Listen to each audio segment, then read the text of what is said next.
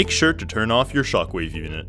Use the black round shaped key found in your applicator box to loosen the piece holding the transmitter head in place. Once loose, use your hands to release it completely and remove the piece holding the transmitter head along with the transmitter head. Take the brush included in your applicator box to clean the inside of the revision kit through the hole at the top. Place the transmitter back into place. Place the transmitter holder back into place and then tighten using your hands. Use the black key for the last few turns to ensure it's well tightened.